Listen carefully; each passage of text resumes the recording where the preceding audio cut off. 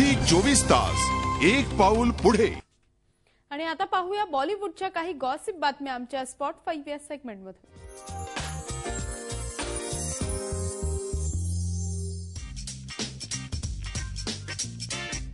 अभिषेक बच्चन आता आपल्या वडिलांच्या अर्थात अमिताभ बच्चन यांच्या पावलावर पाऊल ठेवतोय।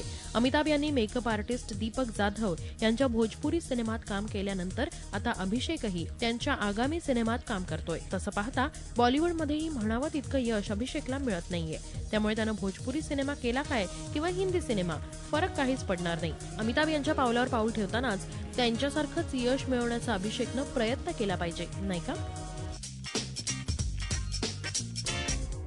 अभिनेत्री शिल्पा शेट्टी कुंद्राचं नुकतंच बेबी शॉवर अर्थात आपल्या मराठमोळ्या भाषेत सांगायचं तर डोहाळे जेवण पार पडलं। यावेळी बॉलिवूडच्या अनेक तारका शिल्पाला शुभेच्छा द्यायला आवर्जून उपस्थित होत्या। शिल्पासाठी या साऱ्यांनीच काही खास गिफ्टही आणलं होतं। यात खास करून समीरा रेड्डी, मलाइका अरोरा खान, अमृता अरोरा, नेहा धुपिया, मान्यता दत्त, फराह खान यांनी आवर्जून हजेरी लावली। गुलाम सिनेमात आतिक या खंडाला या गाण्यात राणी मुखर्जीनं आपल्या आवाजाची झलक दाखवल्यानंतर पुन्हा एकदा राणीचे सूर आगामी अय्या या सिनेमात आपल्याला ऐकायला मिळणार होते। हो, ऐकायला मिळणार होते, कारण आता ते गाणं राणी गाणार नसल्याचं स्पष्ट झालंय। त्याचं झालं असं की सॉन्ग रेकॉर्डिंगलाच राणीला आपला आवाज या गाण्यासाठी सूट होत नसल्याचं जाणवलं आणि राणीनं यातून माघार घेतली।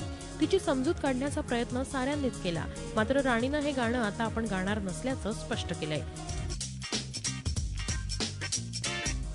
2002 मध्ये आलेल्या राज या सिनेमानंतर तब्बल 10 वर्षांनी राज 3D मध्ये येतोय।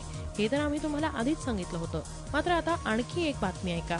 बिपाशा या सिनेमात काम करतेय आणि तिच्या म्हणण्यानुसार हा सिनेमा चांगला चालला तर तिची हॅट्रिक होणार आहे। जवळपास बिपाशा ही 10 वर्षांनंतर भट कॅम्पच्या सिनेमात काम करतेय, त्यामुळे राज जिस्म याच्या यशानंतर आता राज 3D यालाही यश मिळालं तर भट कॅम्प बरोबरची तिची ही हॅट्रिकच, नाही का? अँकर डिरेक्टर कुणाल रॉय कपूर आठवतोय का? डेली बेली सिनेमात आपल्या अभिनयानं साऱ्यांवर चांगलीच छाप पाडली होती कुणालनं। आता कुणाल एक हॉरर मिस्ट्री आणण्याचा बेत आखतोय। तसं पाहता द प्रेसिडेंट इज कमिंग हा सिनेमा कुणालनं दिग्दर्शित केला होता आणि त्याला चांगला रिस्पॉन्सही मिळाला होता, त्यामुळे आता कुणालच्या या हॉरर मिस्ट्रीची ही चर्चा होईल असंच वाटतंय।